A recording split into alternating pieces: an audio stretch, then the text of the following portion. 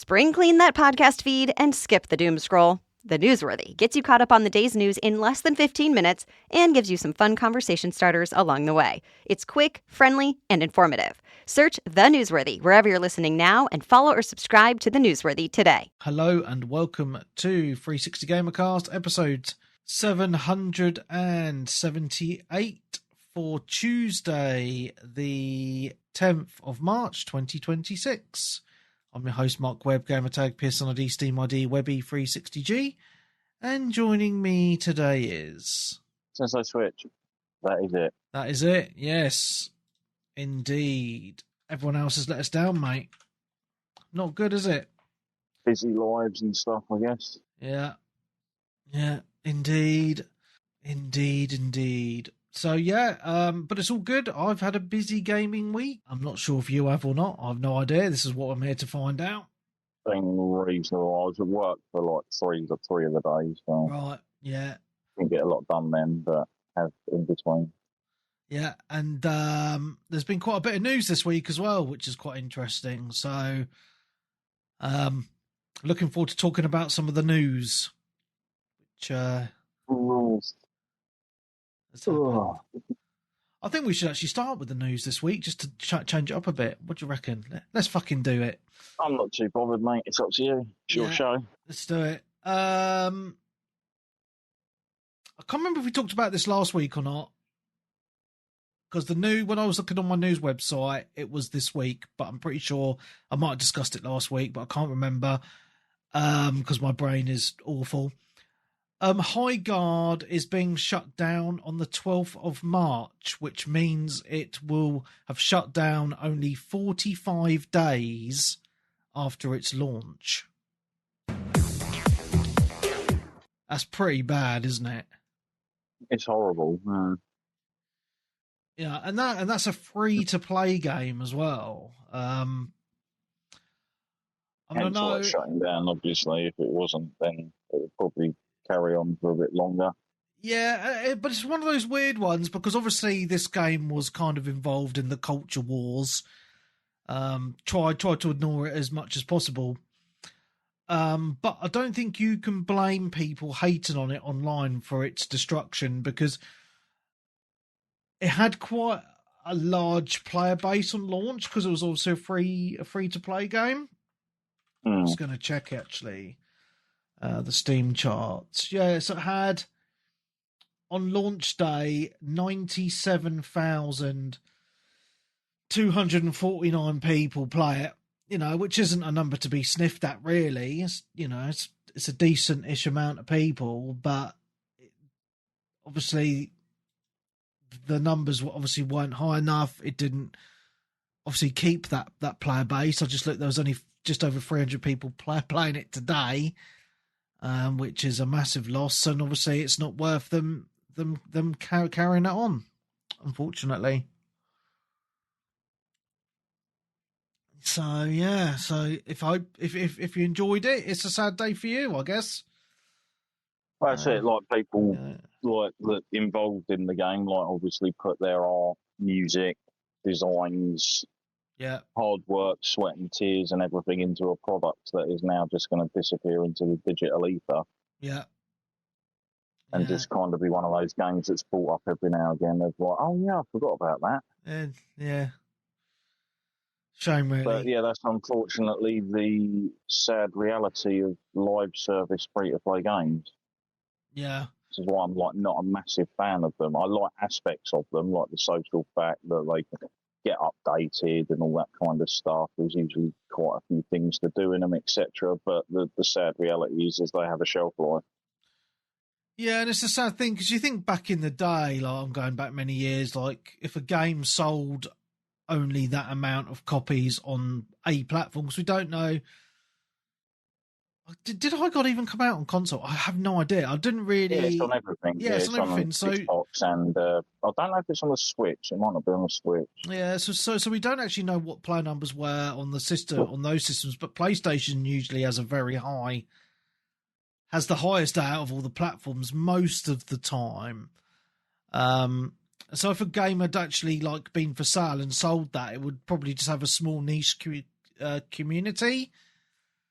Like back in the day, like you'd play an online game and it wasn't obviously servers that were managed. It was whoever was hosting it, and you'd get those little communities. I personally think that, I think this is pretty much what the Stop Killing Games movement was trying to do, wasn't it? It was basically trying to allow games like this to be able to be run by people on like peer-to-peer or whatever the hell it is. They used to do stuff the old way. It used to be the way. There was never online servers for games. I think back to Return to Castle Wolfenstein on the original Xbox. There's an example because I played hundreds of hours of that.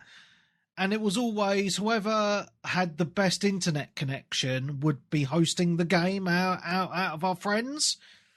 And that's been lost. And you think how good internet speeds are now. It would be really easy for someone to spin up a game and then your friends to join, or for it to be searchable or whatever. But no, everything has to be a server in the cloud, and obviously they can be shut down whenever the company even like playing on a local like LAN network or something. Like yeah. So it's just sad, really. It's not a game that I particularly thought looked good, but I never played it. But obviously, it's never nice seeing games shutting down, even, especially that quick after coming out. Next bit of news, which I thought was quite interesting. Sega, this happened in the UK. There was a Sega office that was shutting down and a company got hired to clear out their stuff, but a collector paid almost £10,000 for a load of stuff from there, and these were like consoles and other collectible things that never came out to the public, and he wanted to buy them to add to his collection, but apparently Sega weren't happy with this and went to the police, and this guy in the UK got arrested and was held in a cell for over 8 hours and had all that stuff that he bought confiscated, and he's still not got it back. A bit arsey. Yeah, it's mad, isn't it? So, yeah, that's quite an interesting. It was loads of dev kits apparently and other bits and pieces. He should have kept it all on the DL for a while. Yeah. Rather than probably going on social and being like, check out all this. You know what I mean? And everyone going, what? Yeah. So, I just thought it was an interesting bit of news, really, because that's like something you don't hear of happening every single day of the week. Sad times. Because I would have thought once a company had paid to clear it out, it's theirs to do with what they want. I would have thought. It is kind of weird. I remember at our work, obviously we chuck out loads of old PCs and stuff like that every now and again. Yeah. And they all have to be destroyed. Like there's no, like they can't go to like places which might use them, or like places where they want like little things for like kids or whatever to play around with, and that they all have to be destroyed because of the stuff that's actually on the systems. Yeah, but you would have thought you could just like rip the hard drive out, destroy that, and then get rid of the system with without that. I mean, it's like the weird thing of like, even if you delete stuff off your hard drive, there is software there because everything leaves a trace. Yeah, because like a lot of company laptops, fully gone. You can't reconnect, like you can't use because they've got stuff burnt onto the motherboard that will only connect back to the office, if that makes sense, to the company. So it's unusable once it's removed. So yeah, no, I get that. Yeah. No, next bit of news, quite interesting. The new head of Xbox came out on Twitter and put a little post on saying that they're working on the new Xbox. Its code name is Project Helix. and it is confirmed by her that it will indeed play both Xbox and PC games. So it's basically just going to be a PC that sits under your telly in that regard. Yeah, which is what everyone was. I think they've talked about that for about a year or 2 years, haven't they, on and off? It's been like the thing of that's what it's probably going to be. Yeah. Rather than it being like a dedicated games machine. Yeah, so that's obviously like now it's confirmed because it's been the rumor for a long time, as you say. I'm not too happy about this, mate. To be honest, I think consoles. I mean, I'm a big PC gamer these days, as you know, but I think consoles should stay as consoles and PCs should stay as PCs. You need, I think, it's good to have that difference, because I think what's going to happen is the next Xbox is going to easily be over $1,000, or if not even more than that. Obviously, with the cost of parts at the minute, anyway, but also as you say, it's a PC. It's not just a games console anymore. So obviously, if it's going to run PC games, it's obviously going to have Steam on it. You know, the EA app, Battle.net, you know, all these other ways of buying games. I don't understand where Xbox is going with this, because obviously they make a lot of money by selling games on their platform, you know, with the fees that they charge. Well, it's just gonna, I mean, devs already are making less games for Xbox as it is anyway, because it's not as popular as it once was, but now there's going to be no reason to actually make games for Xbox, is there? No, because they could just be like, well, we don't need to do an Xbox version. We can just do a PC version, and they can play that on their Xbox or whatever it is. Like, yeah, it's absolutely. I just don't understand the thought process, to be honest, because if you want a PC, you buy a PC or you build a PC. If you want an Xbox, you buy an Xbox. It's like the Steam machine, isn't it? It's like you just want a PC to sit under your TV. Like that's all. It's just another. That's pretty much what it is, isn't it? Steam machine. I mean, I think if they weren't doing a hybrid kind of thing, I think they wouldn't bother. To be fair, yeah. I think they because they're obviously their console business has been like losing year on year. Yeah. And their reputations that are getting worse year on year, so that's not going to be enticing people in. Yeah, it's absolutely ridiculous. I think, I saw some stats, like for an example, on how well Resident Evil Requiem sold on all the platforms, and on Xbox worldwide, it only sold 6% of total sales. PlayStation 5 was 54%, PC was 36%. Xbox was 6% and Switch 2 was 4%. So it just goes to show where Xbox is at the moment, you know, and it's sad to see, you know. But it is what it is. But it's interesting to see that they finally confirmed this. But as I say, I think like Brooksy's just put in the Twitch chat, you know, the price of hard drives and RAM and stuff like is all very expensive at the minute. Anyway, you look at, you know, because I bought a 1 terabyte M.2 drive for my PS5 about a year or so ago, but I've actually slapped it into my boy's PC. I was looking at getting another one, the same one, to put back in the PS5. It's doubled in price since when I bought it. It was like that one I put on there, wasn't it? Yeah. Where it had quadrupled, almost like quadruple the price. It's absolutely insane. 2 terabyte for literally like double the memory. Yeah. Yeah. So obviously, I think this is going to affect the cost of all the next systems, like consoles as well, like the next PlayStation and stuff. So I think the future of gaming is going to get very expensive, to be honest. I think it's going to price a lot of people out of the hobby. Well, because of shitty AI that no one really wants. Yeah. Yeah. That's ridiculous. Well done, humanity. Yeah. Fuck it all up again. Yeah. So my next bit of news, Darren, is quite interesting because it rolls off the back of the Xbox news into Sony news. Sony have reportedly stated to investors, internally, that they're no longer going to be releasing their single-player games on PC.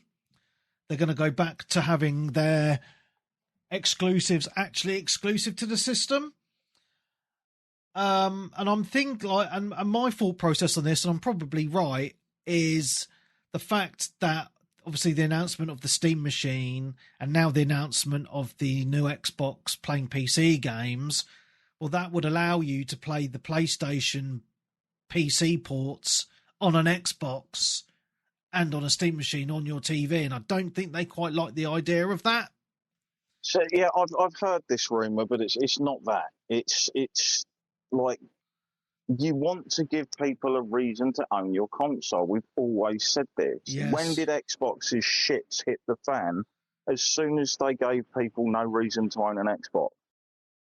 As soon as they started putting their games on the PC, their brand just went down and down and down. It was like they were trying to scramble up a muddy hill, and then it started raining, and then the rain turned into a deluge.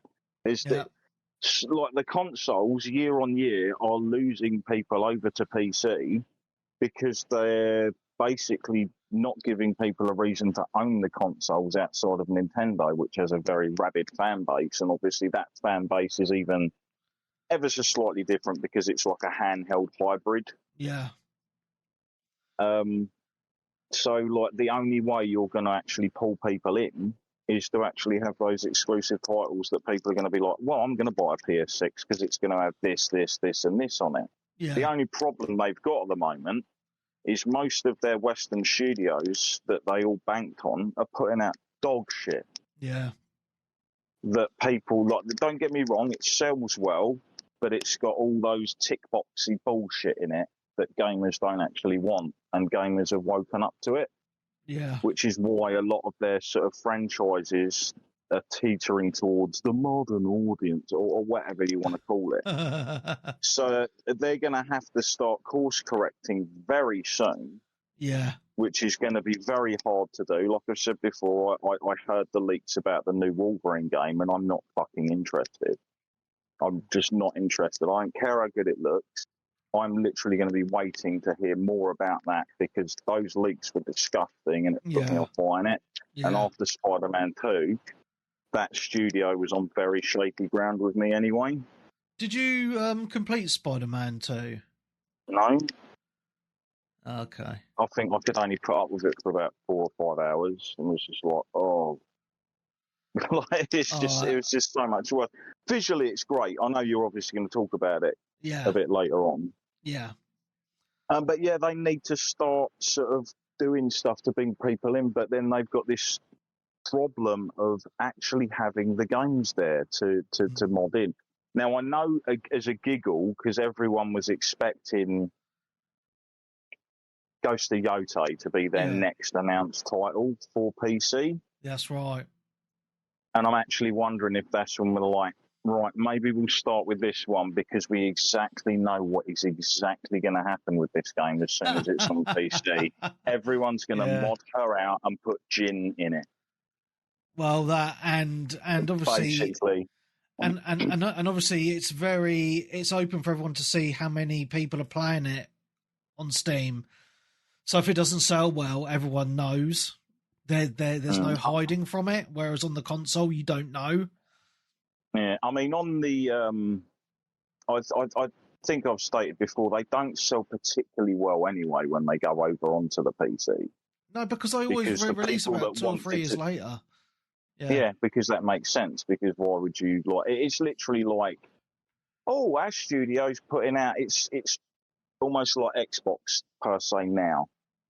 Like if Xbox released a game on the PC, game on the PlayStation, game on the Xbox.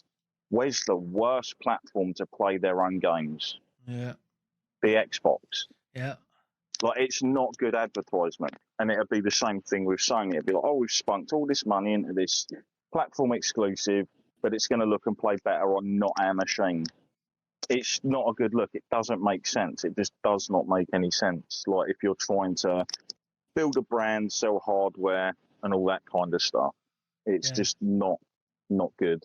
Yeah. So yeah, hopefully they have actually started to put stuff into motion for the next system, because if they're going to be popping out another load of like weird Western shit with questionable stuffing, I mean, you've heard the rumours about God of War, haven't you? The next God of War. Oh, it's going to be it's not going to be Kratos. It's going to be. It's not even going to be a God of War because he's not in it. Yeah, so it's a woman, and you're like, what? Yeah.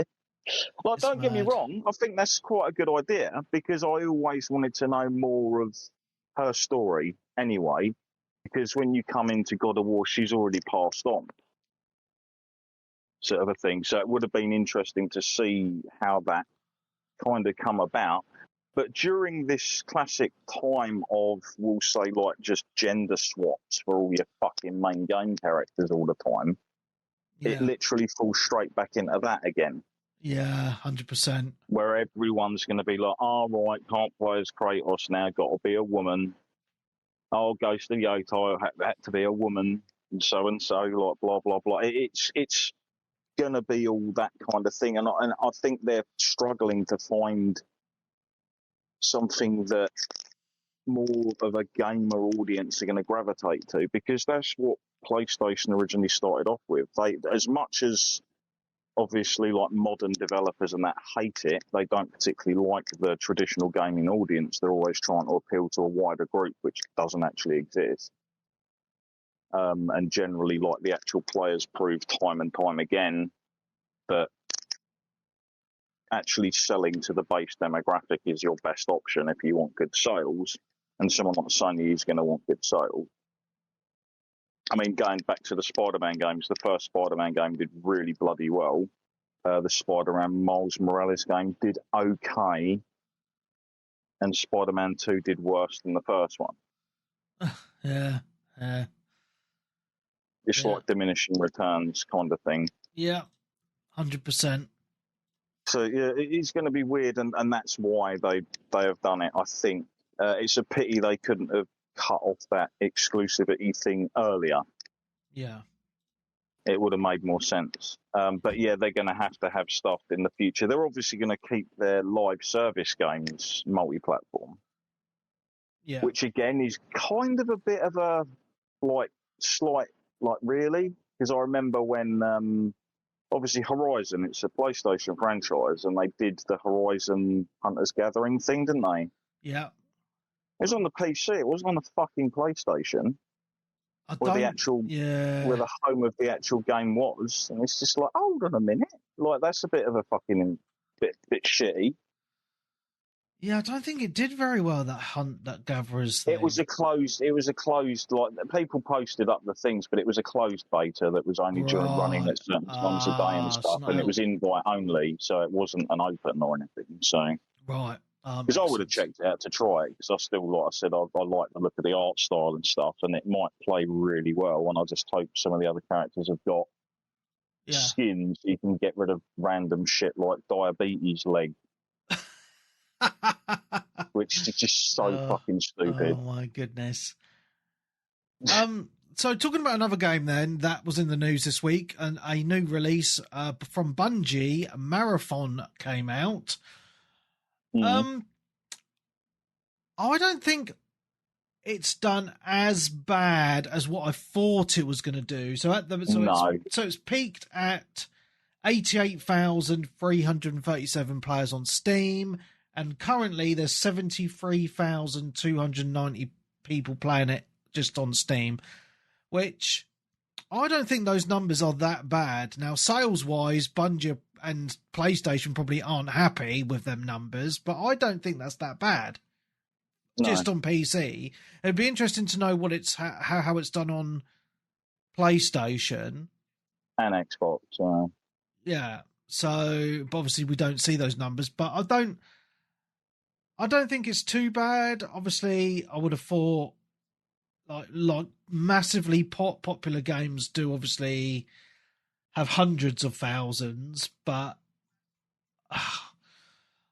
I say, like, for a £35 game, that did get a lot of hate online. I don't think those numbers are that bad, but it'd be interesting to see what say PlayStation and says, I guess. It's Bungie. They're going to have a loyal fan base anyway. Yeah. It's just, I don't know, but the only reason part of me wanted to see it do particularly not great is for Sony to just suddenly realise, like, right, let's just cancel all this live service shit and just go back to doing what we do best. Yeah. Kind of thing. Because, like I said earlier, like live service games, they have end of period windows, the expiration dates, etc. Right, they won't last forever. Yeah. I mean, obviously, I talked about it last week. I played the Server Slam, and I thought it was terrible.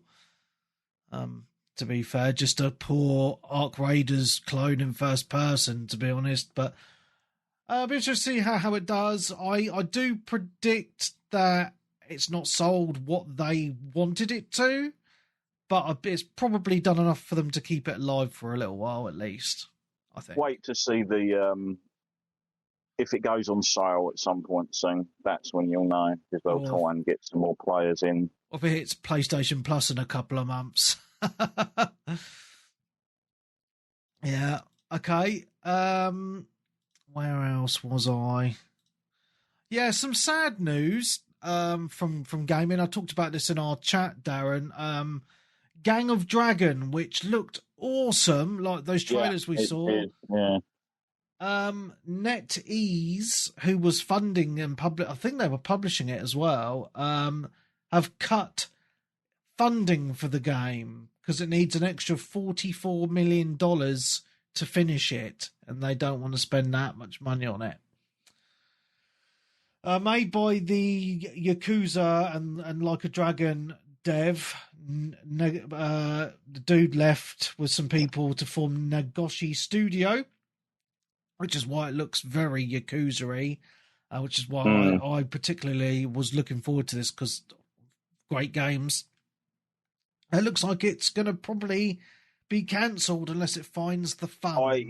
I have a feeling someone's going to come in and help that, to be fair, because I think there's a lot of interest on it. Yeah. I hope so, mate. But yeah, it's just kind of weird. I don't know whether NetEase are in any sort of like trouble or something when it comes to sort of doing stuff. I think they're like generally like a mobile game publisher and stuff. Yeah.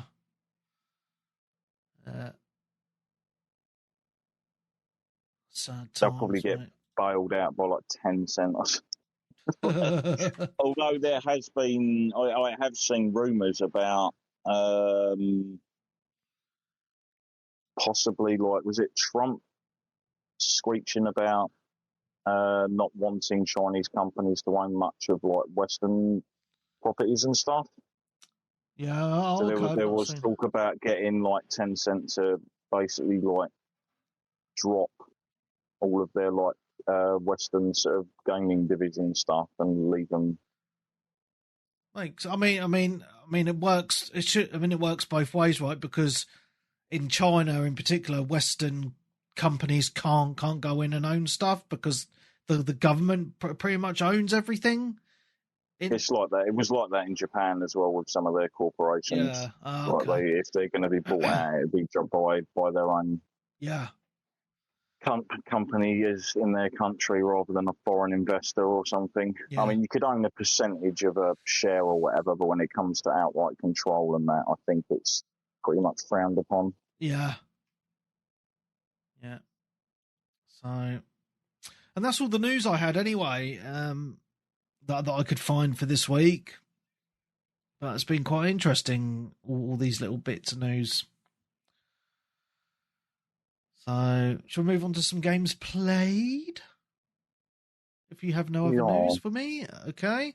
Well, we might as well talk about it now because we've already said that I've played it. Spiderman 2 hit the PlayStation Plus a week or two ago. So I finished the first Spider-Man again, which is actually quite fun, to be honest, the first one. Oh, it's a fantastic game, And they did a really good job of remastering the graphics on the first bucket one. loads as well. Yeah. I've put about 5 or 6 hours into it this week, and I'm kind of hit a point where I'm forcing myself to play through it just because I want to finish it for podcast purposes, because many people on the Discord have said it's like one of their favourite PlayStation games. I am struggling with it just kind of story-wise, because I really like I thought the story for Spider-Man 1 was good, and I really enjoyed Miles Morales as well. But I don't know what it is, and I know it's in the comics and that, but I just find it really weird that I'm playing a game where I'm playing as two Spider-Men. It should be called Spider-Men, not Spider-Man. I just find that really odd, because obviously, like, I've never been into the comics, but obviously I've watched the films, and as always, like, the films I've watched have been one Spider-Man. So I find it just really weird. I'm playing a game where there's two in one game. It's just a bit odd. But like, so the positives, the graphics are insane. They are so good. Wow. You know, and I'm on a base of launch day. Yeah, you're not on the PlayStation Pro, 5. are you? It's Yeah. like So, on the boggers. you know, and I'm playing it on performance mode as well. So, you know, that's, you know, if you're playing it on a Pro or PC, I imagine it looks even better. So graphics are good.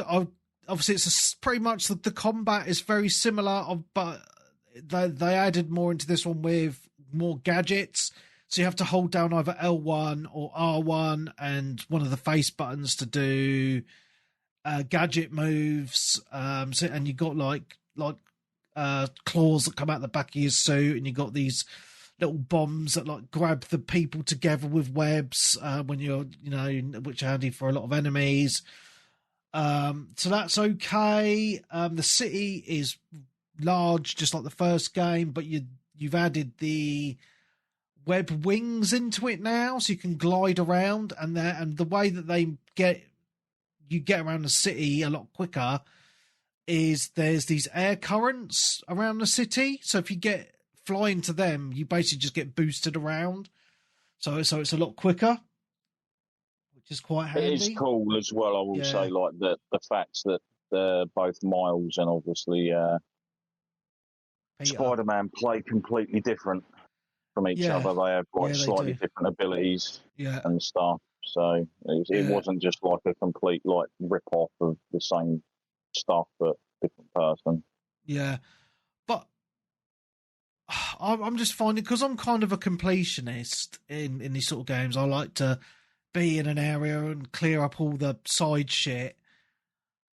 Oh my god, the side quests on this are so crap. Like, it is like, and it's kind of like, go on top of a building.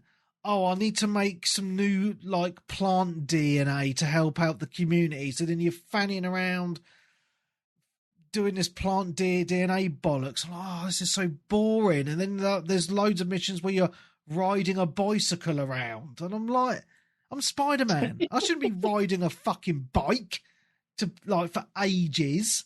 You know what I mean? I'm just like, oh, you know. You got to look forward to the Mary Jo missions, mate. Come on.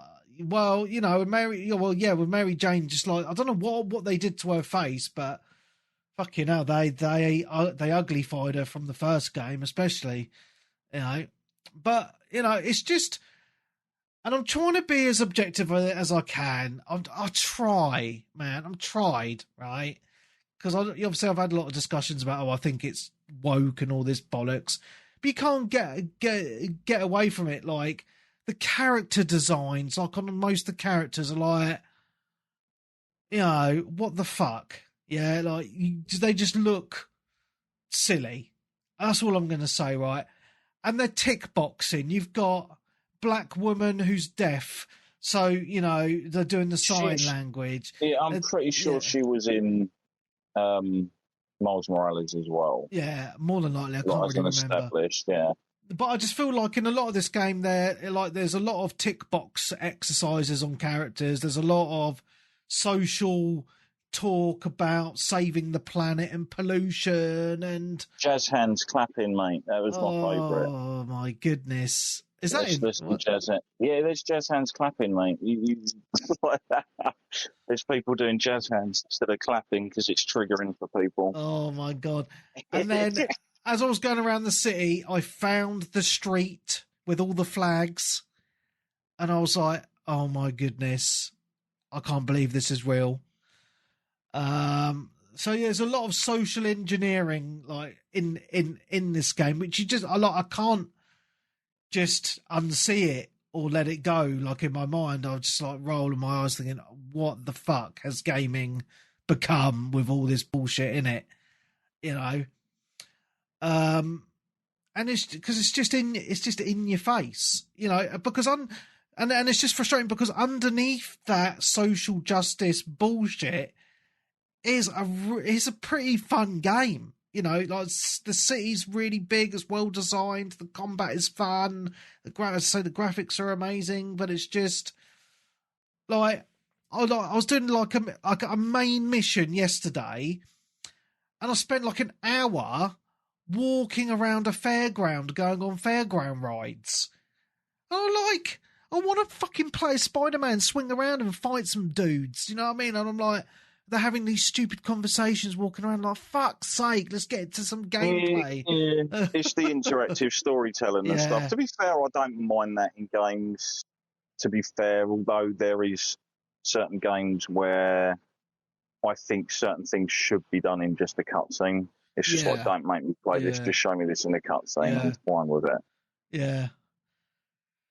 But the positive was, as I was walking around the fairground, I was thinking, "Oh, the lighting's amazing," you know, and all, you know, it's at night, and you got all the neon lights, the flashing lights, and that. Oh, wow, that it looks stunning. But I was just like, I was just thinking, it might be a little bit of my mind of, I just want to, like, I'm playing a Spider-Man game. I want to actually, like, I'm getting a bit bored of all this, like, talking and stuff, like, and I know like a lot of it's for story and again, building. like, I was about to say this, but yet you like JRPGs, which more often than not have like half an hour of dialogue before you actually have any gameplay. I know, mate. It's just like, yeah.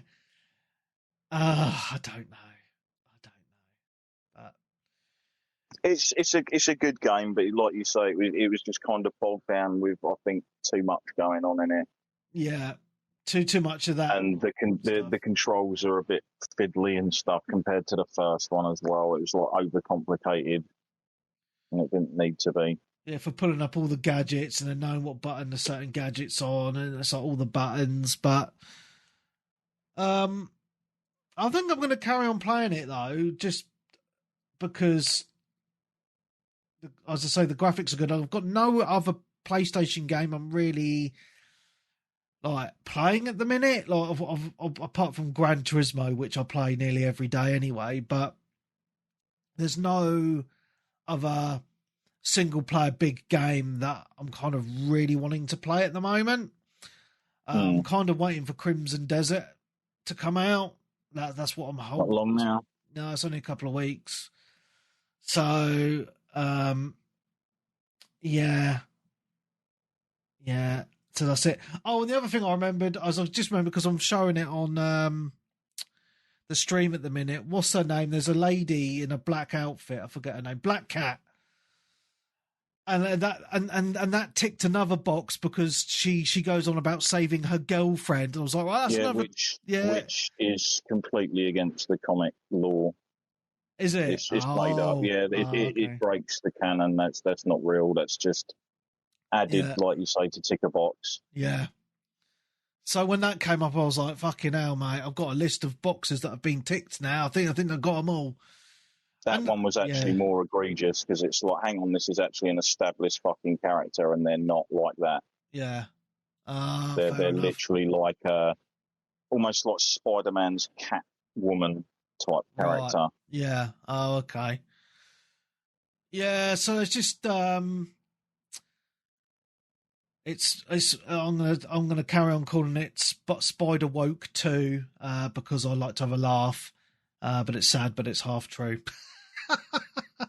So yeah, that's Spider-Man 2. So back to you, Darren, I guess. Did Spider-Man 2 come out on the PC? I know the first one did. Yes, it did. Yeah. Oh, it did. Yeah. And obviously, I didn't want to buy it because I knew of all those things that I've mentioned already were in it, so I didn't want to give them my money. Give them money for it, yeah. But because it's on PS Plus, give it a go, right? Oh yeah. If you're not paying for it, go for it. Yeah.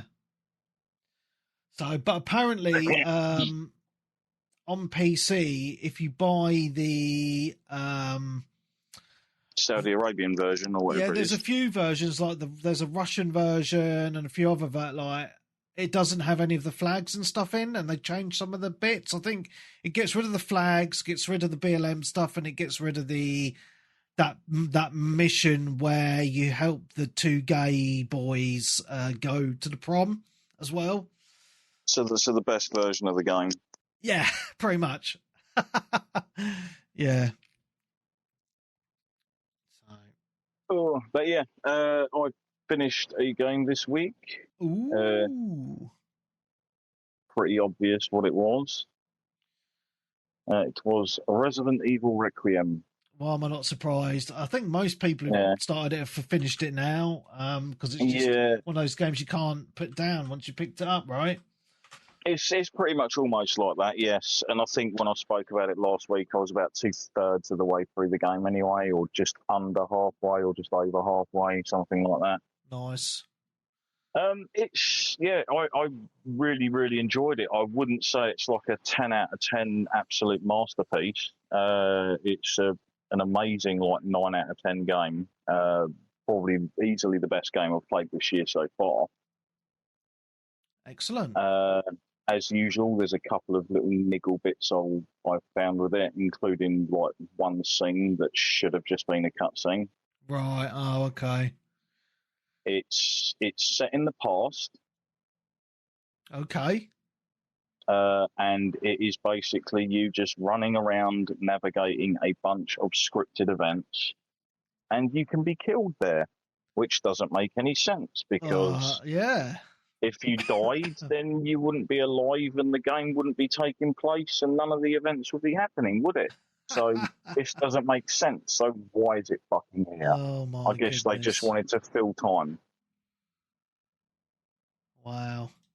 Kind of a thing. So yeah, that was a bit annoying, and I will say the last area of the game is just shit. Oh. Again, I don't like, not shit as in like the thing, just the aesthetic. Like there's certain aesthetics with like, we'll say like certain games where like the last area is just like, oh, it's that area again. They're just not interesting. Just not interesting areas in the slightest. So I think I talked about it with, I can't remember what game it was. Chrysol, wasn't it? Yes, Theatre of Idols. Yeah, I hated the second area. Yes. It pissed me off. Yeah. I just found it generic, boring. And the rest of the game was fantastic.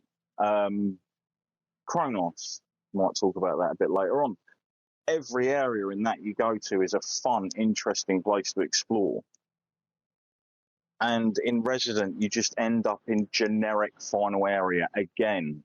And it's like, mate, you've gone through all these really awesome, cool locations, and now we're here. Like, I want to say it, but I don't want to ruin it for people who haven't played it. But just know, when you get to that last area, it's the most boring, drab area of the entire game.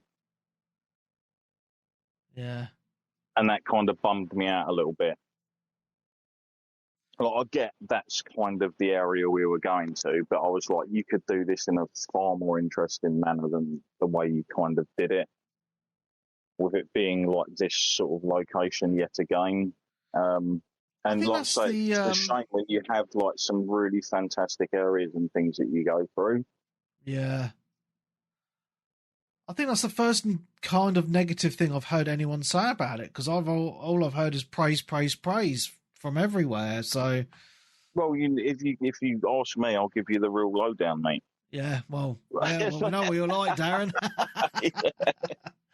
Yeah, for I'm not sure. saying it's a bad game by any stretch of the imagination. It's a fantastic game, and I'm currently going through like a second playthrough, which is the not using any healing and not using the collector to make the combinations with one of the characters, Yeah. Okay. basically, so Yeah. I can unlock some of the other bits and bobs to it.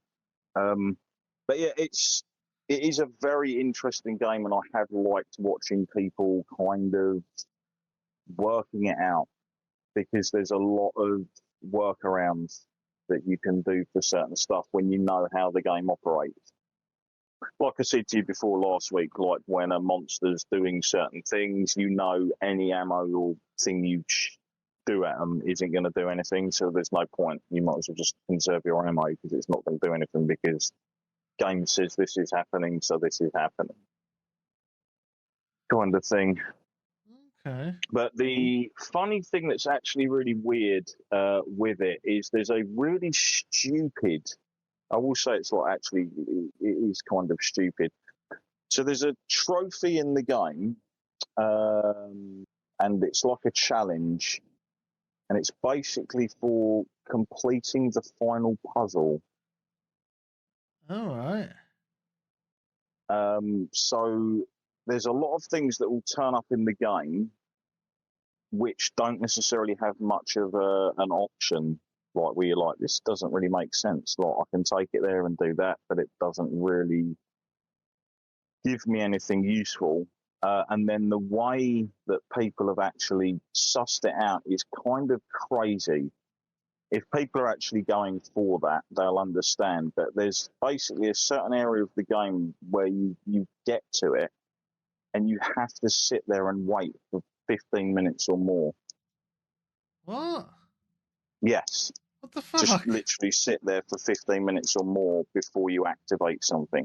Oh my goodness. That's and then ridiculous. by doing that, and then by getting through that section without doing something else, will then trigger something else to happen later in the game that you need to pick up and have in your inventory all the way through to your next New Game Plus run, where it should then be in your inventory, which you then need to use that and take someone somewhere to actually use and activate. Oh my goodness. It's weird. It is very, very weird. Yeah, that's But I mean, the thing that always makes these games quite interesting and cool as well is like when you go through the new runs and everything, is like switching the costumes out. yeah, that's cool. Because I think this game is designed for roughly probably 3 to 4 playthroughs anyway. Yeah, well, I saw that someone's already speed run it in like an hour and 40 minutes. Yes, I hate those speed run things in games. I think they're bloody annoying, to be fair. It's interesting though, isn't it? I wonder how much of the Because you game can they get skipped. caught up on stuff, and well, it's not necessarily even that. There's certain parts of the game where you're basically sneaking around from something that you can't necessarily kill. Right, yeah. A bit like Nemesis. You Yeah. might be heading back somewhere, and it's like they're blocking the way, and you're like, "That's fucking amazing!" Like, you're wasting my time, and your time is ticking down, and it's adding to your stress Yeah. because you're trying to speed run it and stuff. Yeah. So it is interesting, but I have seen people like doing crazy shit through it where I'm just like, well, you were lucky that person was there at that exact moment when you turned that corner and did that and that and that. Because they sure as hell weren't doing that when I was playing it. They was literally stood right in my fucking face and I couldn't get through that area. Yeah. Oh dear. And the other thing that is actually kind of interesting from what I've heard of people is if you play, once you complete the game, you unlock basically like nightmare mode or hard mode or whatever it is. Oh, okay. Yeah. And Nice. it changes the whole game up. Oh, well, Like, the I think enemy placements and stuff. items are in different places. You get different enemies and stuff. So it does make it almost like a completely sort of different type of game. Brilliant. There's also a couple of endings to the game as well, which is generally a bit weird because I think most Resident Evil games only sort of have one sort of main ending, don't they? Yeah, that's right. Yeah.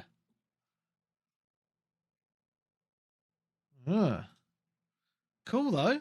But yeah, Gives it the some game has done replayability. very well, hasn't it? It's sold like 5 million copies in 3 days, 4 days, something like that. That's mad. I think it's one of the most. It's the best-selling Resident Evil ever on PC, which is fantastic. It's done really well, mate. You know, there was a lot of hype for it before it. Well, yeah, we were saying before it was coming out, wasn't there? There was a lot of people seemed to be like really excited for it. Yeah. And again, like as much as everyone was kind of enjoying RE4, you've always got that classic thing of like RE4 is a game that's like really beloved. Yeah. And most people I know who really love the remake still say it's not as good as the original. Yeah. And there's still parts of the original that I prefer over the remake, like the lake monster. I think the lake monster in the remake is just stupid. Oh, fair I enough. thought it was like way better done in the first game, or in the original back in there. So yeah, there's obviously a lot of people looking forward to this. A lot of people commenting on it. A lot of people playing it and streaming it as well. Yeah. Yeah, fantastic. So it's good. This is what I like to see, though. I like to see a good old-fashioned company going back to their roots and going back to a sort of franchise that people know and love. Well, and also just proves that people still want a single-player story experience. Someone actually brought up an old clip of I can't remember his name. The guy that was at PlayStation but left. Oh, not Herman Hulst, the other one that was there that I was never a fan of particularly, and then he left after the Concord bullshit. Oh, I can't remember his name now. Oh. No, I can't off the top of my head. But yeah, there was footage of him, I think, basically saying, like, this was like about 8 years ago or something like, oh, in X amount of years, I can see single-player games not even being a thing anymore. Because everyone wants to play online and be connected. And it's like, you're so fucking far off the mark. Yeah. It's like how are you in the position that you're in? How are you the head of the company and you're coming out with this weird bollocks like that? No, not everyone wants to play their games online. Not everyone wants to be always online connected or any of that. We just want to shut off from the real world, get some escapism, put something on, play for it for a little bit, job done, turn it off. Yeah. I mean, the Resident Evil games always do something really well as well in the fact that they're never really long games. You'll always finish them in like 15, 16 hours if you're having a good mooch around for collectibles and looking for things anyway, which is a decent time for a game anyway, I think. Yeah. It's almost like a sweet spot. I've completed quite a few games of this length recently. Yeah. But they give you a really good replay value as well. They always give you a reason to go back in and try again, and you get the unlockables, the other outfits, the new game plus weapons that you can unlock, and other modifiers and things like that. And they always serve that really, really well. So even though they are short games, they always give you a nice bang for their buck. And obviously, it'd be interesting to see what strange DLC they chuck out for this. Yeah. Because they always seem to generally add like 1 or 2, maybe 3, depending on how it goes. I know they did a bunch for obviously RE7. Yeah. A bit further down the line. But I will say one thing. This isn't the end of the franchise. When the way they were talking about the game, when it came out, it was almost like, oh, this is how it's all going to wrap up. This is like the definitive end of the franchise and they'll be going in a different direction or something weird like that. But yeah, it's the game at the end has very, very much reason for sequels and other things like that to come from it. There's still a lot of unanswered questions. Yeah.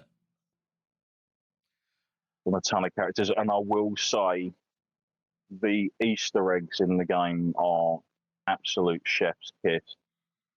But I'm not going to spoil any of them. Fantastic. But there's just down to sort of like notes you'll find, people in certain locations, musical cues, sound effects, weird things, and it's just literally like, oh god, like that's mad.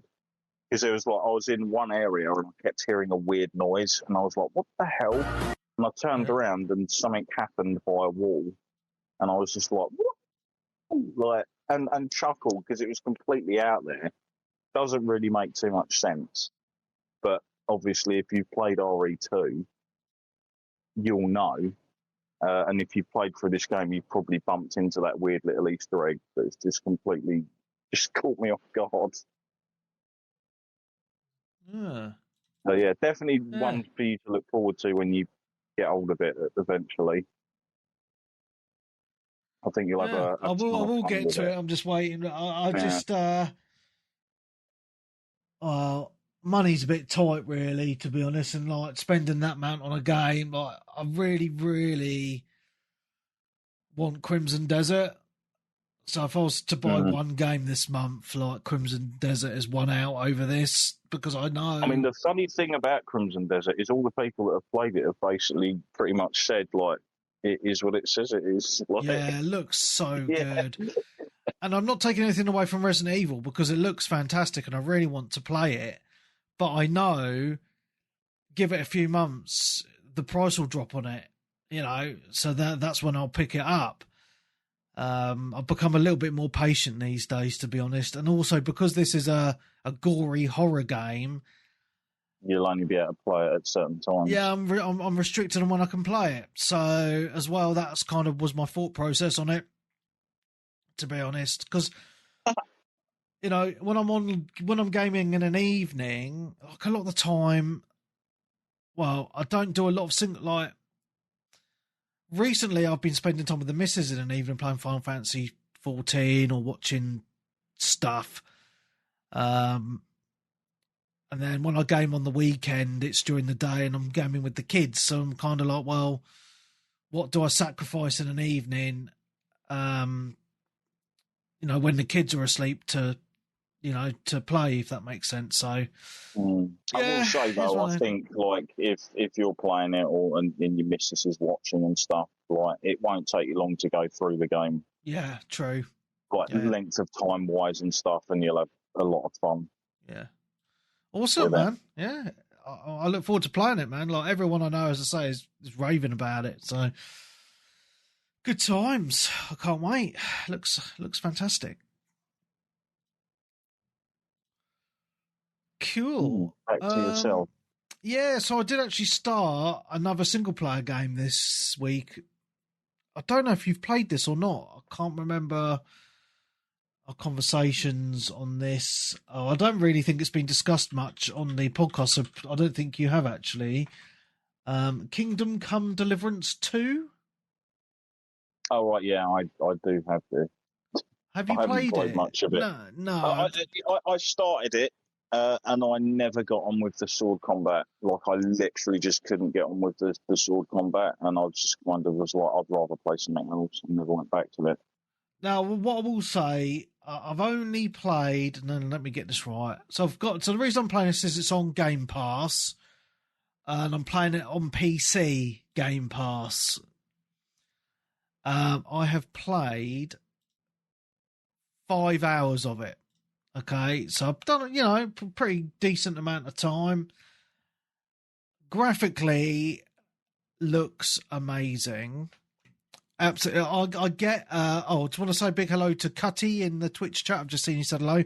When I'm walking around the world, Darren, I get very big Skyrim vibes. Oh, the game is probably like one of the most immersive RPG experiences you can actually play. But it was just a shame that, like, so I'd never got on with the actual combat in the game at all, so it kind of just soured it. But the things you can do in the game is like really, really cool. Yeah, I mean, I've not obviously done the whole map or anything, but it looks to be quite a large map to me, and it's just very full of stuff, like little town, well, little villages, lots of people, lots of side quests are popping up. But like, I was playing it today. I played about an hour today because I'm trying to mop up side quests before I. There's not really a spoiler, but there's a main mission where you have to go to a wedding, which is my next main mission. It's very early on in the game, I think, but like, there's loads of icons on my map for side quests. So I'm like, I want to do those first. So I've spent ages trying to find my fucking dog. Like, I know that sounds silly, but like, I actually got my dog back today, but it was this series of all these other side quests that came one after another to get your dog. And there was one part of it which fucking done my head in. And there's a part where there's a sheep farmer, and you've got to kill a pack of wolves for him. And there's two options. One is to get one of his sheep to follow you to this tree. Well, the sheep wouldn't fucking follow me, would it? So that got frustrating. So the other option was to put some meat down in this area. Well, I didn't have any raw meat. So then I spent ages traipsing around trying to find some deer to kill. Which is not easy because they run away and stuff, and I don't have a bow and arrow, just have a sword. So that took me absolutely ages to do that. And then I finally did it. But I found quite difficult is the combat, because I was swiping my sword at these wolves and it wasn't hitting them. And I had to and I was like, why the fuck is it not hitting them? And I found I have to right click on my mouse and then left click, and it does like a little stabbing motion, and that was the only thing that was like hitting them, kind of thing. Yeah, they are lower and stuff than they're real humans, so that does kind of make sense. Yeah, but no, I get what you mean about the combat, because like, you could be fighting people for absolutely ages because they're just defending every single swing you do, and it's definitely easier, I think, to play with a keyboard and mouse than a controller, because I've tried to play it both ways. And especially the combat, I find the combat easier with a mouse, because where you move your mouse, it does the arrows on the front of the person, you know, where they go red, where you're going to hit. And I just find that easier. But yeah, I was fighting a dude today and he was just blocking every fucking hit. And I was like, for fuck's sake, just die. There's supposed to be a trainer somewhere in the game that will actually teach you like a counter move, which is apparently exceedingly useful. I mean, if you want tips on the game, I think, didn't Elliot absolutely rinse it? Oh, yeah, he's hammered it. But obviously there's guides online, and I can see there's a couple of trainers on my map that I've not gone to yet. And anyway, but I find it, like, quite immersive, because, like, when you're talking to the characters in the game, they talk like actual real people, like with some of the slang and the swearing and stuff. And I really chuckled. I was playing it yesterday and I found the bathhouse and I went for the full package, as you do. And I was really funny because I come out of it after the screen had gone black, and there's this woman standing in front of me with huge tits. And she says, "Oh, I'm always really hungry after a good fuck like that." And I was just fucking burst out laughing, like, what the hell? I was like, oh my good, well, I know what he was doing in the bathhouse then. Yeah, so it just made me laugh. So yeah, the game doesn't hold back on the swearing and the sexual innuendo and things like that. So it's quite refreshing to see in this day and age, to be honest.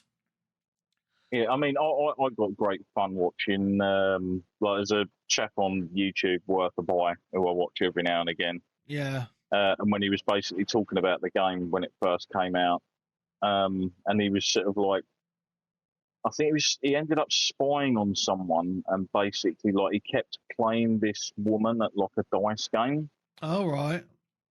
and he was getting fucked off because she was fleecing him out of all of his money. And he was basically like, I'm pretty sure she's got loaded dice, you know what I mean, this bin. Yeah. So he basically waited at night, snuck across to her house, broke in, I think knocked her unconscious, stole her dice because it was actually on her and that, and I think he whipped, like, stole all her clothes and other stuff like that, and then Yeah. scarpered back off, hoping he didn't get seen by the guards, because you can obviously get spotted, arrested, and put in prison and stocks and all sorts, like, for committing crimes in the game. Yeah. And he basically got up the next day and he walked over to the gatehouse, and she's basically just like, or over to the gambling area and stuff, and she's all depressed and that, like sitting there like dejected in her like small clothes. Because obviously he'd whipped all her stuff away, and he basically like, she was all depressed and she was like almost like crying. Yeah. And he basically like fleeced the last bit of money out of her and walked off and that. And he was like, "This game's great." Yeah, there's a lot of detail. The kind of stuff you can do with this. Yeah, there's a lot of detail in there. So yeah, I'm really liking it. Obviously, it got quite a bit of hate online for the option to make your main character gay, which doesn't really suit the time period because it's set in the 1400s. So I just find that having that choice still a bit odd. I think it was literally, don't you have to like fulfill a bunch of weird criteria or something anyway for it? I have no idea. I've no idea because obviously I've not got that far. But knowing it's in, let's just find that a bit weird. But the rest of the game is it's just really funny. I say the graphics are really good. Like as I say, the characters, the discussions are really good. As I say, like the combat, once you get used to it, I guess it's all right. It's not amazing. It's one of the things that stopped me playing the first game, though, to be honest, because I found it a bit too hard. I kept dying all the time in the first one. I've put this one on Noobenstein, and I haven't. I've died a few times, but yeah, I've not. I've found it okay anyway. I just think like when you're going around the world and it's just how detailed the graphics are, and you're just walking through the woods and it's taking you ages. Like you're just like, wow, it's that feeling I got with Skyrim when I first played that and I was walking around and the music was kicking in and all that like that. This is the only game since then I've kind of had that similar feeling, So yeah, it's pretty cool, man. I'll definitely be putting some more time into it. So yeah, so far so good, pretty positive. So yeah, back to you, mate. Well, I finished my second playthrough of Cronos. Oh, you've done it twice. Jeez, man. Wow. And unlocked like the proper ending. Oh, brilliant. How was that ending? Not too bad. Sort of like slightly ambiguous, shapes up a possible another game, which I hope they do, to be fair. But I enjoyed going through it as much the second time as I did the first time. I found it obviously a lot easier the second time round because I knew obviously what to do at certain points in the game. Okay. Especially when it came to a certain boss fight, we'll say. Where the first time round I was kind of like, what the hell am I even supposed to be doing here? Because it was very different to the usual boss fights you usually get that sort of come across. And obviously as well, I noticed because I knew the way the story goes and obviously some of the characters and people you find across the way, there's a lot of little hints dropped quite early on in the game that you wouldn't notice unless you know. All right. Kind of thing with like wanted posters hanging up, missing people posters, etc., things like that. Oh, nice. Okay. So I've started a third playthrough because you need to do at least, I think, 3 playthroughs to max out all your weapons. And also there is a third ending that I kind of want to do as well. although I could technically just reload an old save and do it that way, but I'm just kind of like, well, there's another trophy for finishing the game with certain people in my inventory, we'll say. So I might as well do that at the same time as that, rather than just load it up and do it. I might as well just do it with the other one. And then after that should hopefully just leave the one for completing it on the hardest difficulty, which I may or may not do at some point. But yeah, they've given away a couple of free outfits, so I completed the second playthrough in the Year of the Horse outfit, and I'm currently running through it as like a messed up like pumpkin person, which was, I think, was like a free Halloween outfit. It's just a thing. And actually, you see those outfits and everything in the cutscenes and stuff as well. Okay, cool. I actually think the performances in the game are really good as well. Yeah. Like the vocal performances by the voice actors and things like that. Yeah, I think so too. It's pretty good. So I don't know how well it's done.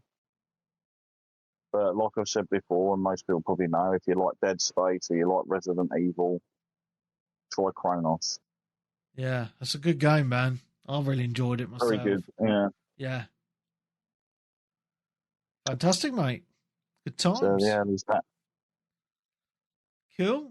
Where am I? I've played loads of games this week. I played another newish game this week, a driving game called Japanese Drift Master. Is this because you've been watching? Yeah, pretty much. And this is actually this game isn't actually that old either. It's only been out a few months or so. And it's the story is very similar to Initial D. You're this guy and you're doing deliveries, funnily enough, and you have this little white car and you're drifting up and down the mountains on the twisty roads in Japan. And then as you go, like, it has a story to it. So you do a mission, like a drifting mission or whatever, and then it's like the story's shown in manga. It's like a little comic book pops up and it shows you the story in comic book form or manga as whatever, and whatever way you want to say it, which is pretty cool, something a bit different. But the map itself is actually quite large, and the graphics are pretty decent as well, mate, to be honest. And there's quite a big selection of different cars to buy as well, which is fantastic. And the customization options are, you remember the old Need for Speed games where you could do all the different body kit parts and all the different alloy wheels, and you can also tune the engine and put all different parts on. That's all in this. So you can style your car pretty much how you want. You can tune your car to how, give it more power and stuff like that. It's all real world cars as well. Does it rely a lot on, obviously, because you'll know from obviously Initial D and stuff, that a lot of the cars they generally seem to use in those, they do favour a lot of like 80s Japanese cars. Yeah. Like the Nissan Silvia and things like that. Yeah. But there is modern cars, like I've been, I've seen like there's a Skyline in there. But there isn't just drifting races in there. There is actually like section for normal races as well. So then you've got different types of cars. You've got the rear wheel drive cars, which is obviously for mainly the drifting.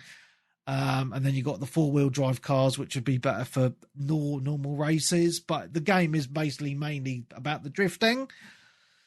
I've not played it loads, only a couple of hours so far. But so far, I really like it. I say the graphics are fantastic.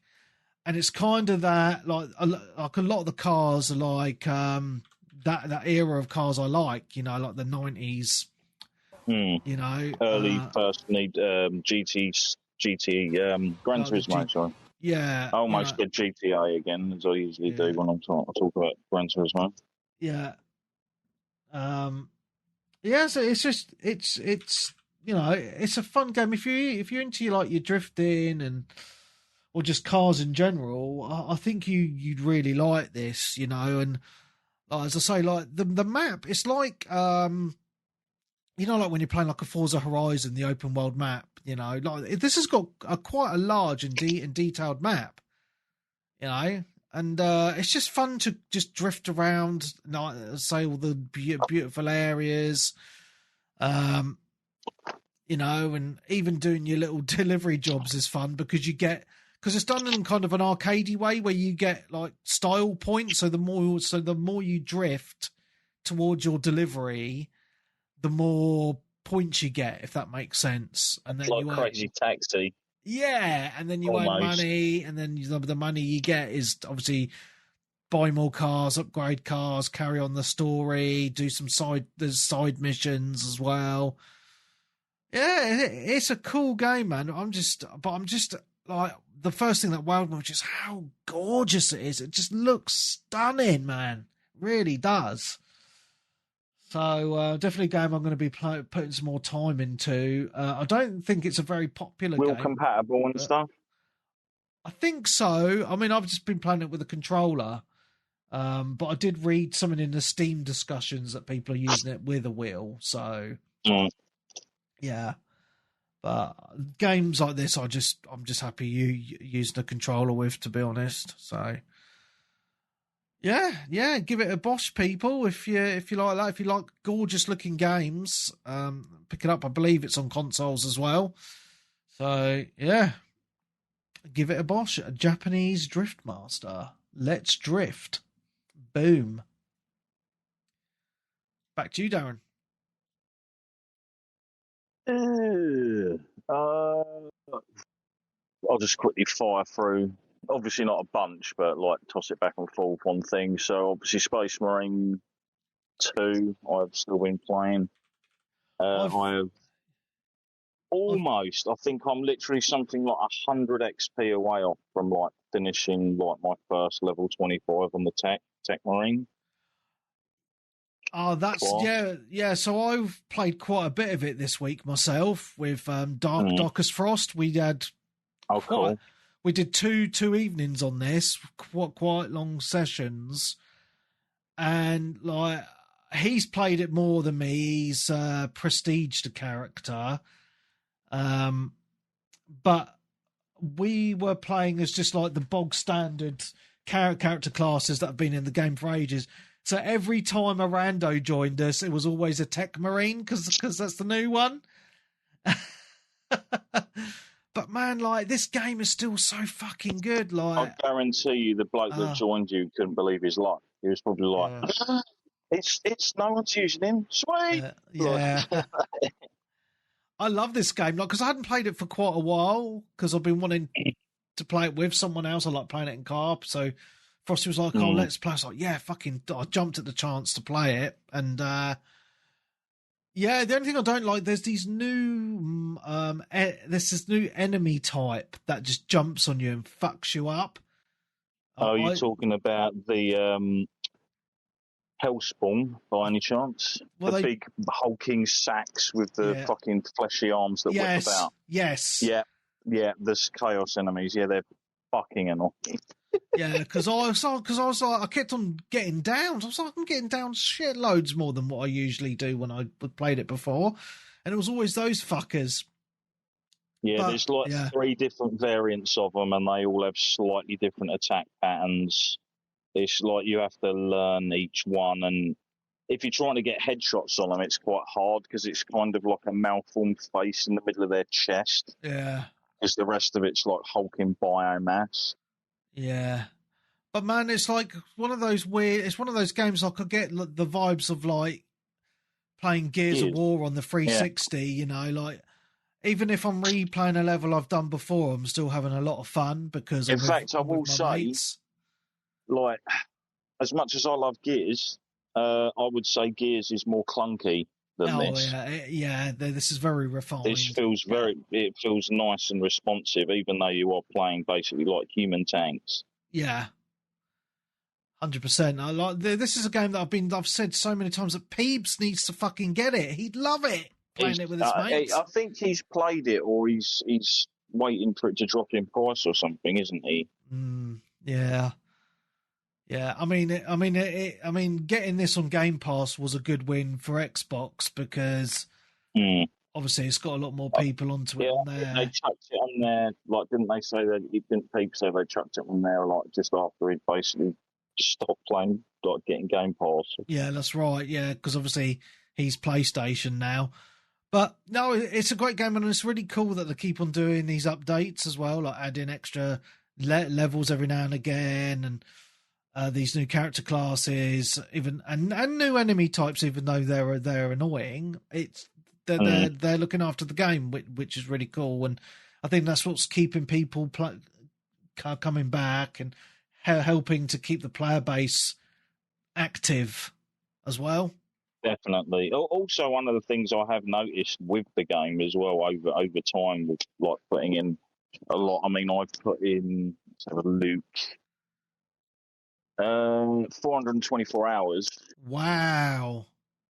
And that's still nothing compared to my mate. I think he's put in almost double that, to be fair.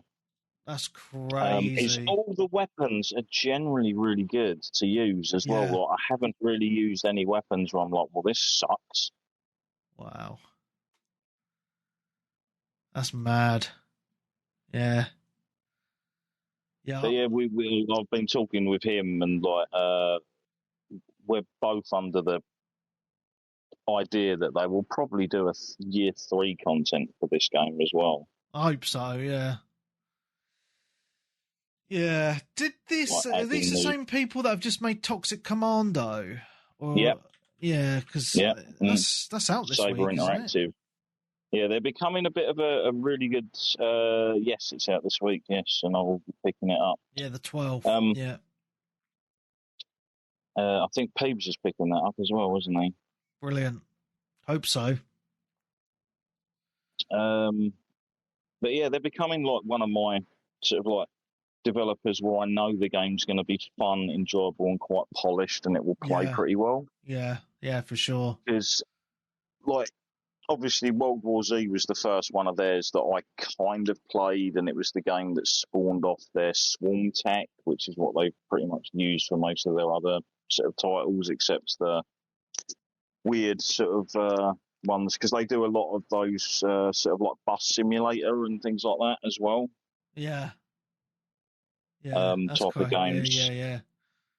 But yeah, World War Z again, I thought was like a lot better than I think people initially expected it to be. It was nicely polished, had all the cool locations, and even though it was kind of just like a third person sort of Left 4 Dead with a licensed name attached to it. Yeah.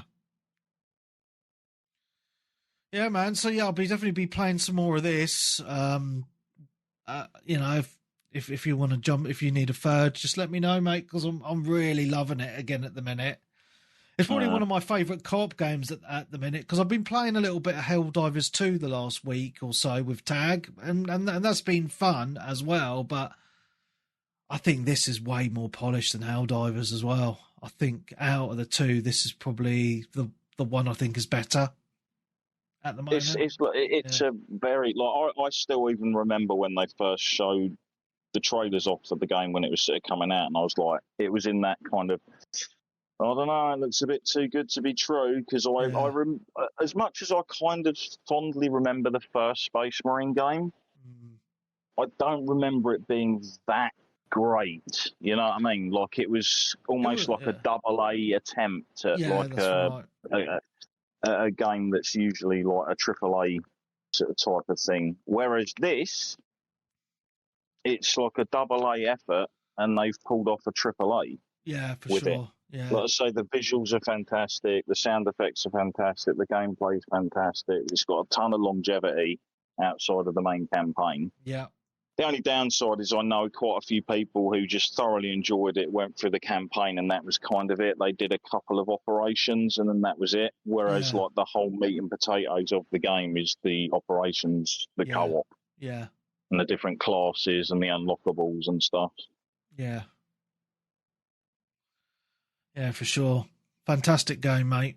Absolutely fantastic. Back to you. Yeah, mate. Well, you took one of my games off me, so that's fine. Helping chip away. Yeah, so there was I've mentioned this before. Like my Game Pass runs out in a couple of months, so I was flicking through it on my PC, and there was a new game on there, and I've only played this for about half an hour because it looked interesting, and the reviews on Steam for this they're all really positive. But something about it just didn't click with me. It's called Minishoot Adventures, and I've never heard of it. Yeah, so one of the reason I thought this looked cool was because it's like a lot of reviews were comparing it to like the Legend of Zelda, but you play as a little spaceship, and it's kind of like a bullet hell game as well. And I was like, this just sounds like a really weird mishmash of games. I've got to check it out. The name's sort of tying in with it now more, as well. Yeah, so it's basically there's no map. You got to like an original Zelda game. You got to explore the world, and it's laid out very much like an old Zelda game, where you explore the world, and there's like little caves to go into, and they end up being big sprawling dungeons, and then you got little puzzles to solve, but then you got bosses as well, and it's very bullet helly. And as you go through the game, you upgrade your little spaceship, and then you can make it fire faster or do more damage, or there's a few other things I can't quite remember. But it's just weird because it's all about like the whole game is like there's no people in it. It's all little like different types of spaceships. That's really bizarre. It's quite cool in a weird way. I probably wasn't in the right frame of mind to be playing it at the time, to be honest, because I played it for about half an hour, and I was just like, it's going to turn it off and play someone else. Because like the graphics are like those very cutesy kind of those cartoony type graphics, but it's also quite hard because it's bullet helly. I died quite a lot as well, and I was getting really frustrated. I was like, fuck this. So, I think if I gave it more time, I'd probably come to really enjoy it because, as I say, like all the reviews on Steam, etc., are super positive. Everyone's raving about it on there. It's been on Steam for quite a while, and it's just come out on the Switch as well, from what I've seen when I was scouring YouTube for videos. So, and this would lend itself quite well to a handheld, I think. So, I just wanted to mention it, even though I only played it a little bit. I'd like to hear what other people think about it. If they've got Game Pass, maybe check it out and let us know in the Discord your thoughts. And a big hello to Daddy Ikin in the Twitch chat. Hope you're doing well, sir. He's a big fan of Space Marine 2 himself. I don't know anyone that hasn't played it that didn't like it. Yeah, for sure. I also want to briefly mention I've gotten back into Battlefield 6 in quite a big way this week as well. I've done like, so basically, Battlefield 6, as you know, has quite a lot of battle fast bollocks. But they have weekly like challenges for you to complete. So I kind of got hooked on doing all the weekly challenges. So I've rinsed them all this week. The new map has really grown on me. I really like the new map now, even though there's not a lot of vehicles on it. I just really like the layout. I feel like I've gotten to know it. And I know it's fallen out of favour with a lot of people, and people have got bored. But, like, I was on my own. I wasn't on with anyone I knew this week. Just jumping into random conquest maps. And it's just like I can turn my brain off, and I know I'm just playing it. I'm going to just complete the challenges by playing different classes or whatever and just having fun with it. And it's just like something about that gameplay for me, I just really enjoy. I play as a medic, I'll be healing people, or I'll go as an engineer and I'll be destroying tanks or whatever, planting some mines. I don't know, that gameplay loop for me like, I just enjoy it, and I always have done since Battlefield on the PC back in the early 2000s.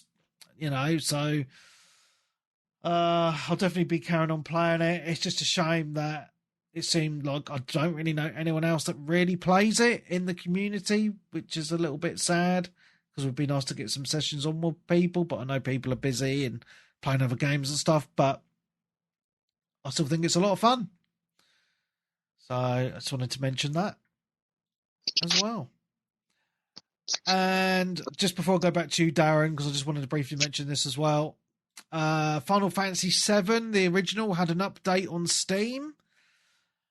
So basically what they did is they had a version of Final Fantasy VII come out on Steam in 2013, which is basically the PS1 version, but on the PC. But what they've done is you can keep the 2013 version, but if you have that, they give you this new version, which is the same version you get on the console. So it has the inbuilt cheats. So you click in the left and right thumbsticks and you can run fast, avoid battles and stuff like that. So they've speed up the battles and stuff. Yeah. So they've made it, so it's like the same as the Xbox, Switch and PlayStation version that they've got on there now.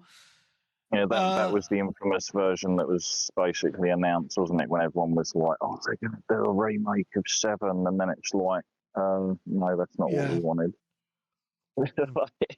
Yeah, so I mean, what I don't understand is there's lots of negativity around this on Steam. Like, the reviews are really bad.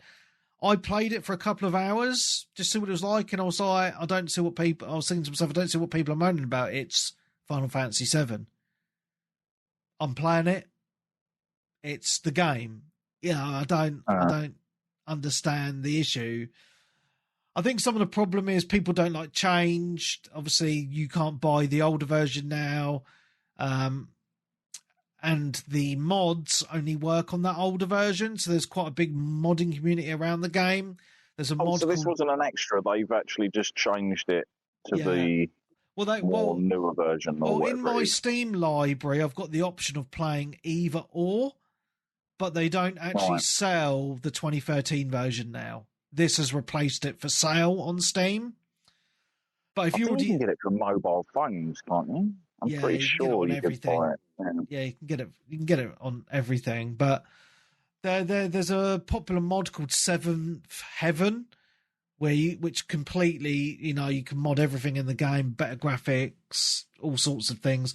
That mod doesn't work on the newer version as well, so obviously people are upset by that too. That probably remain. It's literally probably going to be most of the negative reviews are going to be the mod people that can't use their mods anymore. Yeah, so that's it. But well, they can, because if you already owned the 2013 version, it's still in your library. You just get given this version as on top of it.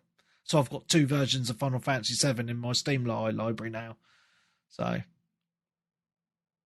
yeah. Just wanted to mention that. Back to you, Darren. Whilst I was logging out of my PS5 the other day, because I didn't really pay much attention to the free monthly games. Oh, okay, yeah. Or whatever. One of them was Monster Hunter Rise. Yes. Which was only released digitally. The only place that got a physical copy of that was when it was launched back on the Switch, which I owned. I only played for a little bit because of distractions and other stuff. And obviously, because this was there and it was free, I was like, screw it, I'll grab it for free. And it looks and runs beautiful. It's quite an old game now, isn't it? It's a reasonably old game. Yes, it was in between. Oh God, I can't even think of it now. Monster Hunter World and Monster Hunter Wilds, wasn't it? Because obviously, everyone generally usually goes to Nintendo now for Monster Hunter games. They have done for years, like be it the DS or the Wii or Wii U, etc. and obviously it wasn't capable of doing the kind of visuals that World had. Yeah. So they made this one up, which kind of still roughly uses like a refined version of the older engine. Yeah. And it still looks great, and you can select Monster Hunter language, which is fantastic. That's cool. So they all speak in those like funny little noises and stuff. I think I played this on something before. I can't remember what it was on the PC, It ended up releasing on the PC at some point before the consoles got a version. But like I said, it was digital only, so I didn't bother with it. I would have bought a physical copy if it had been available. But yeah, playing through it now, like I say, it looks super crisp, super colourful, and it runs really fluid as well. Brilliant. Sort of like re-navigating my way through it, because you've got the dog with you as well, haven't you? The dog thing. Yeah, that's right, yeah. As well as the palico, because when I was creating my character, it was like, right, create your character. You spend ages doing that.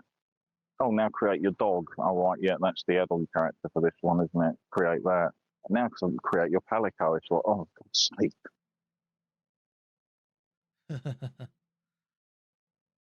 But yeah, it's fun, and it seems to be more in the vein of the older Monster Hunter games as well. In the fact that a lot of the event quests were downloadable content, like free downloadable content. It wasn't like a limited time live service type of thing. Oh, okay.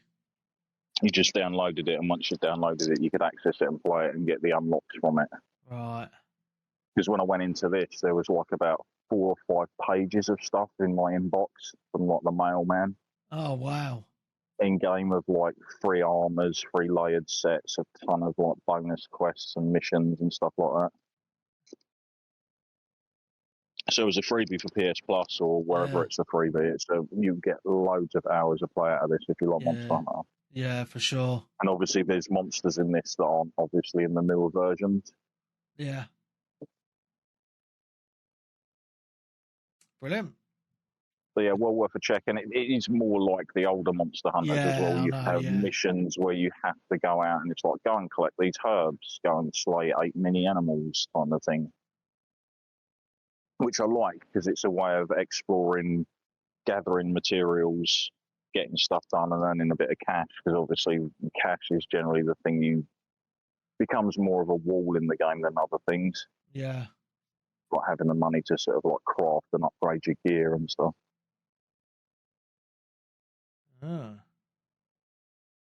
But yeah, I put about 2 hours into that today. Thoroughly enjoyed myself. Brilliant. Apart from one of the missions, right, to look for like special mushrooms, and they're only in certain clumps on the map, and it's only every now and again in them, so it took me about 35 minutes to do that. But while I was doing it, I found loads of hidden locations and stuff on the map anyway, because they're very vertical, because you can like run up walls and stuff as long as you've got the stamina and swing around on these like bug things that you can fire out.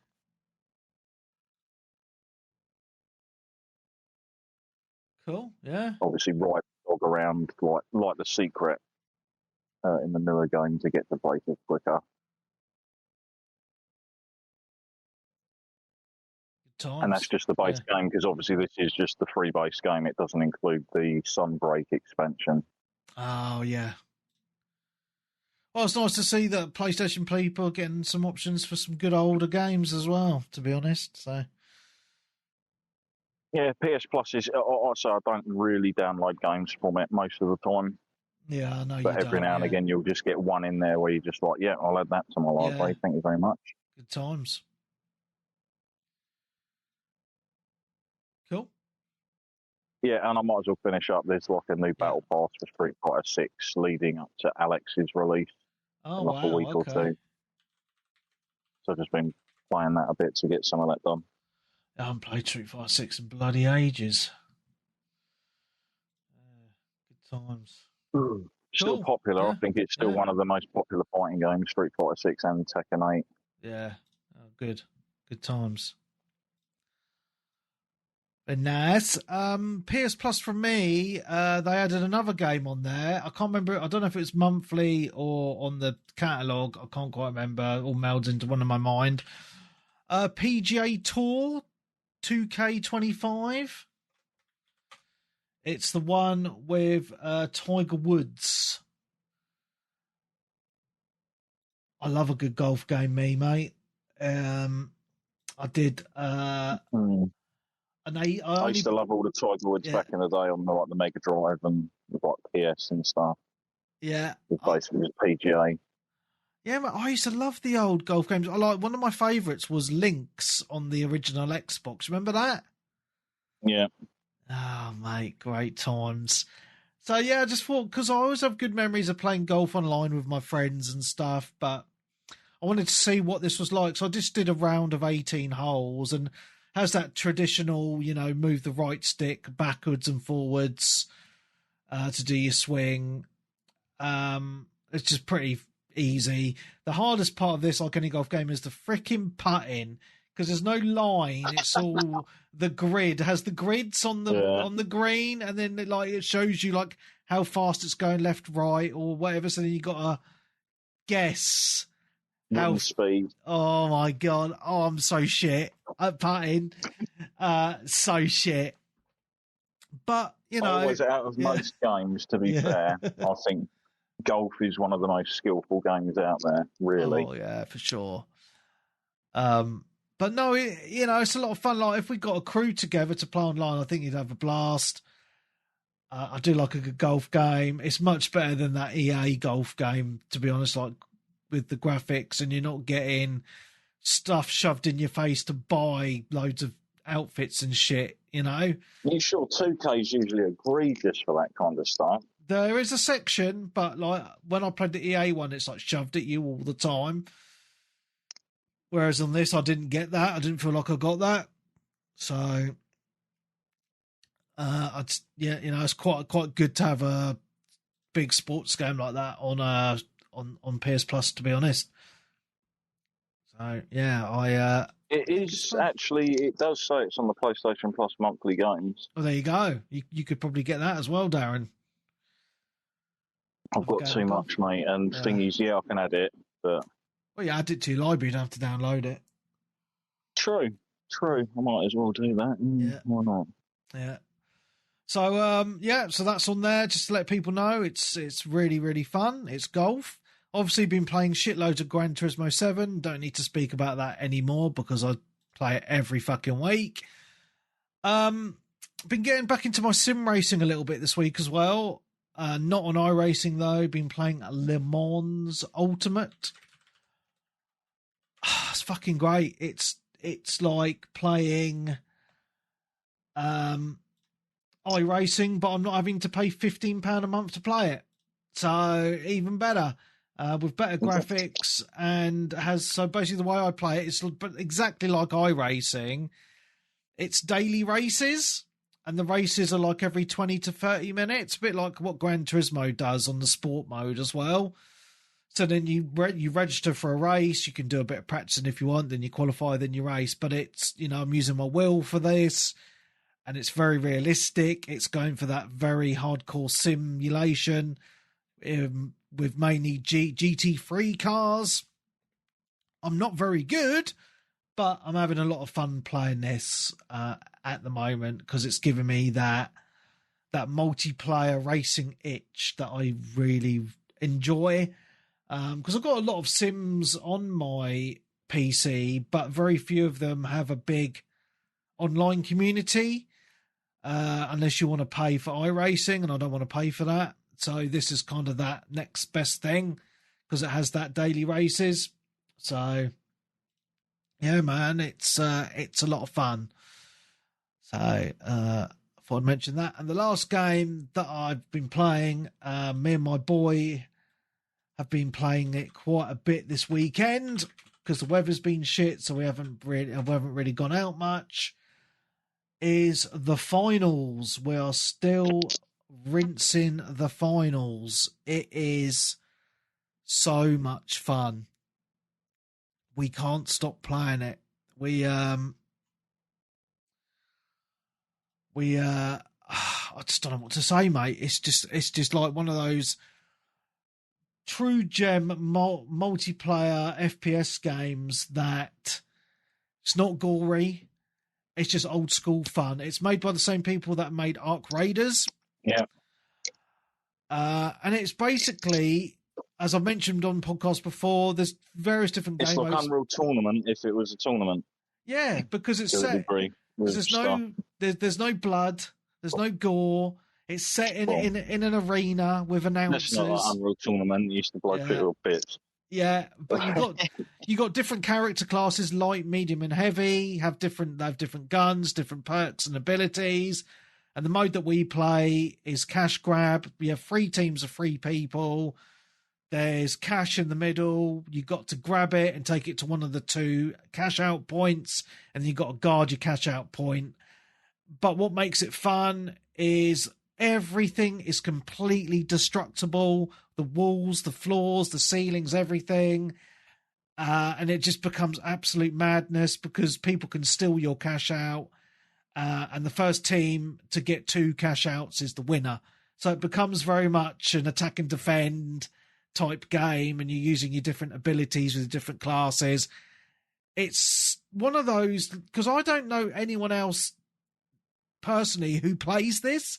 So I feel like this is kind of a hidden gem, to be honest, because it's so much fun. And it's on consoles as well. It's full cross-play. And it's just gives me that kind of Xbox 360 fun time vibes whenever I play it. Because it's just, yeah, you're having fun with it, but that competitiveness is in it as well, because you're like, get really frustrated if there's only 10 seconds left and someone steals your fucking your cash out. You know what I mean? It's like, oh my God, I can't believe we couldn't defend it for another 10 seconds. Oh my goodness. You know, it's just, I love it, mate. Like, me and my boy, we just, it's so good. But there's only 2 of us. We need a third, you know? So someone else needs to join us to be a third, but it's so much fun. Trust me, you will love it if you play it. So yeah, that's all I've played this week. It's quite a lot of games, actually.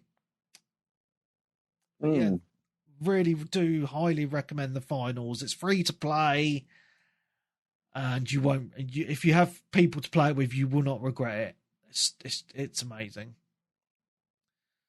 So yeah. Anything else? I think we're done, Darren. No, not really. Nothing really of note. No, we've done our news. There's no questions this week. I didn't ask for any questions. There has been a demo for. I will say there has been a demo come out for that Crimson Butterfly Fatal Frame 2 remake. Oh, that's the one where you take pictures of ghosts. On most things. Yes, I remember playing that back in the day. Game. Yeah, Fatal Frame 2. I haven't bothered playing the demo, but when it launched, I haven't seen anyone really saying much positive about it on its performance and stuff. Oh, that's a shame. Yeah, so I think on consoles it's locked to 30 FPS. And that's I think no good. PC's like 60. Yeah. And there's like a ton of film grain that people haven't worked out how to sort of get rid of, which makes it look a bit worse. And there's like missing content from the original as well that's been altered. That's a shame. Which is, it is a damn shame. So unfortunately at the moment I'm kind of like, I was going to pick that up, but I think I'll be sufficed with Toxic Commando. Yeah, that's fair enough. And Monster Hunter Stories 3, which is out this week as well. I've seen that Monster Hunter Stories 1 and 2 is on PS Plus now. I don't know if they're any good. You don't need to have played them with this new one. No, I know, but me not wanting to spend money. Oh, right, yeah, I know what you mean. Yeah. You probably find 2 might not need to be played the first one, and obviously they are going to look visually better as they go on. I don't know that story. Okay. I have just seen on Twitter that Quake, a new trademark for Quake has been registered with ZeniMax. So there's rumours that a new Quake is in development. Which is quite interesting because I don't think the last Quake did very well, even though I thought it was really fun. It didn't have the player base. Didn't oh god, wasn't like Quake 4 like a launch title for the 360, and it was kind of one of them games where it was like not great, which was a shame because obviously people liked Quake back in the day. Yeah, I think the last Quake was Quake Champions and it was a free to play, and I think that's why I didn't do great, but I thought that was a lot of fun. Quake 4. Oh, you're testing me wasn't there now. also 2005 that come out. Jesus. Yeah, wasn't there also some rumours this week about Bioshock, like the next Bioshock game? I've not seen anything for Bioshock at all. Where people were sort of saying it's in development. Well, there's another Bioshock obviously in development that should have been. Depends on the location. That's going to be the Bioshock 4 details leaked. I think it is. There's something about like it's going to have more player progression and player choice. It's other just bits saying, and bobs.